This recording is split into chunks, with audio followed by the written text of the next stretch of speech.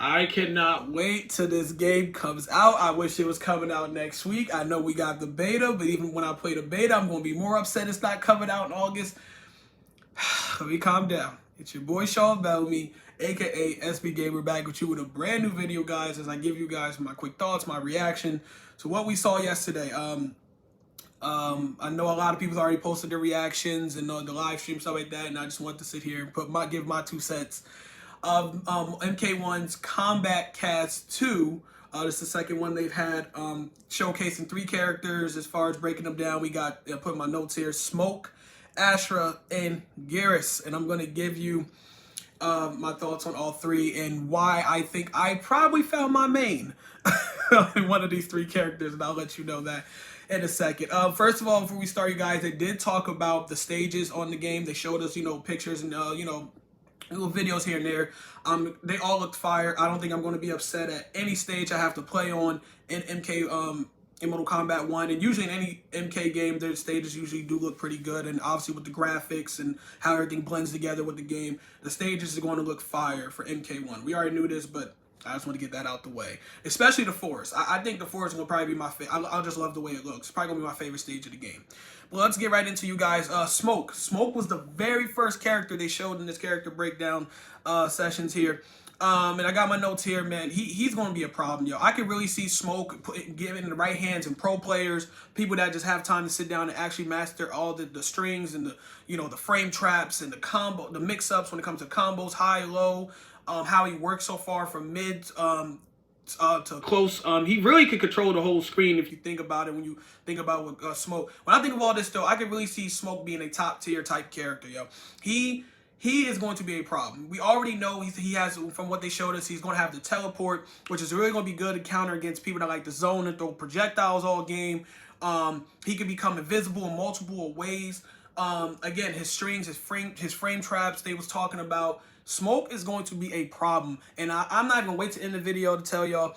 I think that's going to be my main. My goal for Mortal Kombat 1 is to find one character to main and put all my hard work into that character, but then also be able to become decent with the rest of the roster. Because when I look at this roster, yo, the roster just looks phenomenal from top to bottom. Dude. It's like no one, everyone's going to have their weaknesses, and there's obviously going to be tiers, but you just know, it's just like, every character is going to just be fun to play with, and I want to become decent with every character to the point where I could just do random select and like, yo, I got to play this character and this character, but I'm getting ahead of myself. So that was Smoke. Smoke is going to be a problem.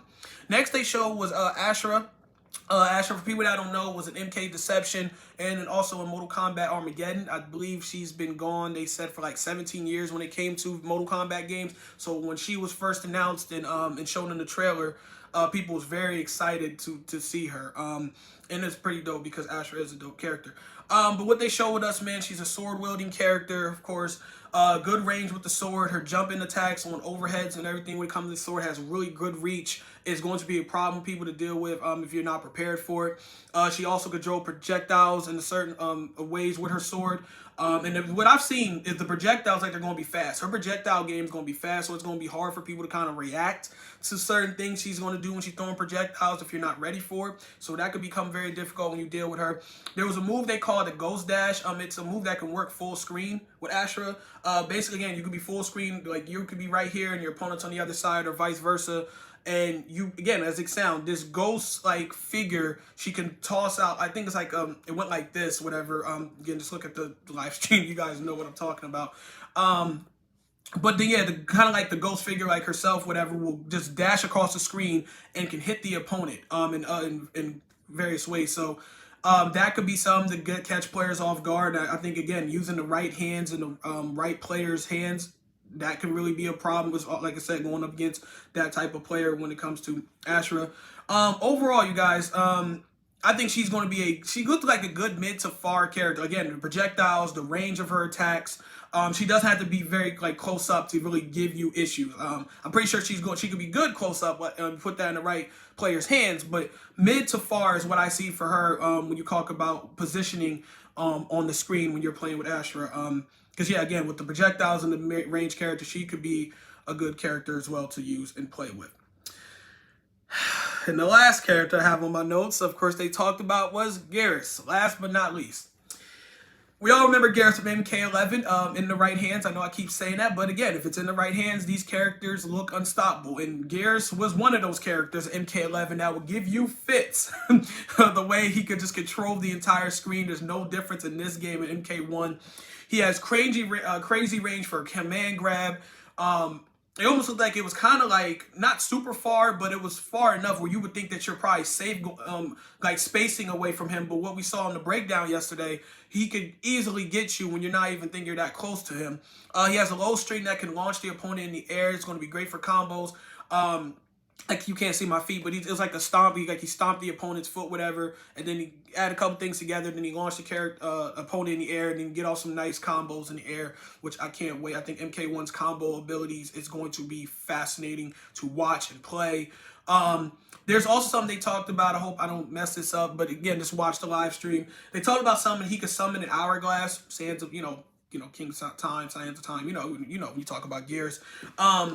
So you can summon this hourglass. I believe it was above him where you could charge it up like 3. If you charge it up, I think 3 times, you can use the power from that hourglass in various ways. There was ways where they had Liu Kang throw a projectile at Geras after he charged it up like the first time, the 3 times, whatever. And as he threw the projectile, I believe Geras caught it, whatever. But overall, basically, the person throwing a projectile becomes frozen in time. Like, he can't move. And you're basically stuck to get, like, free hits off and free damage on your opponent if you decide to use the hourglass ability in that way.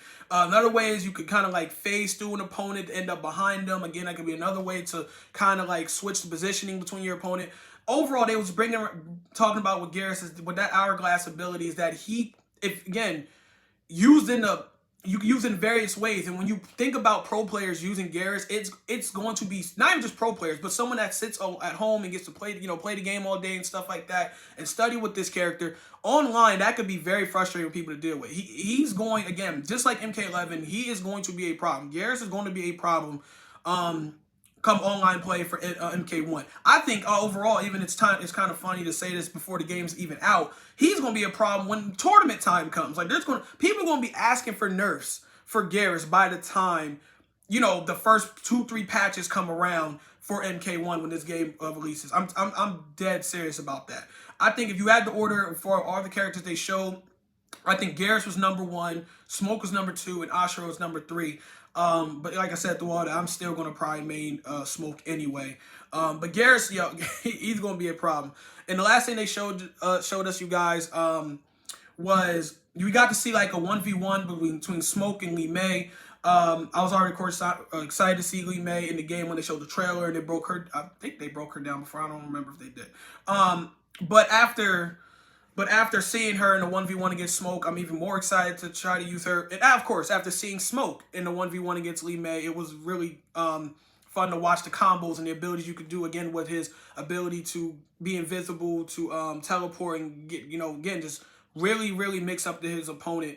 I can't wait, you guys. Overall, I know I speed through this. You guys know I am by now, SB Gamer. I'm excited, man. I can't wait. I already pre-ordered the game. I can't wait for the beta next week. This game is going to be fire. I cannot wait, dude. The endless possibilities. You talk about content, just overall, just the fun behind this game. I can't wait, dude. Every time they talk about it, every time you see videos about it, it just pulls me in closer and closer.